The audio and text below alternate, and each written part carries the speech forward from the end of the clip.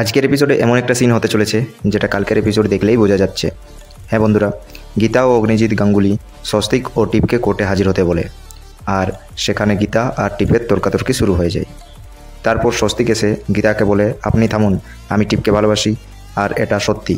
সেটা শুনে অগ্নিজিৎ গাঙ্গুলি স্বস্তিককে বলে, বেয়াদব ছেলে, একটা মেরে তোর হাত গোড় আমি ভেঙে দেব। কিন্তু স্বস্তিক অগ্নিজিৎ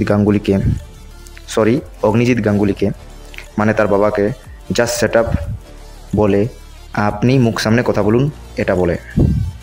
তারপর গীতা বলে, আমি কোর্টে প্রমাণ করে দেব যে আপনিই স্বস্তিক। তারপর স্বস্তিক যখন কোর্ট থেকে বেরিয়ে আসছিল তখন কাব্যা তাকে দেখে চমকে যায়। তারপর স্বস্তিককে জিজ্ঞাসা করে, তুমি এখনও বেঁচে আছো? দুটো গুলি খাওয়ার পরও কীভাবে তুমি বেঁচে আছো? বলো, তোমাকে যারা মেরেছিল তাদেরকে কে মারলো? তারপর টিপ বলে, আপনি কে আর আপনি ওকে স্বস্তিক বলে রাখছেন কেন? ও সঞ্জয়, আর সেটা বলে স্বস্তিককে নিয়ে চলে যায় টিপ।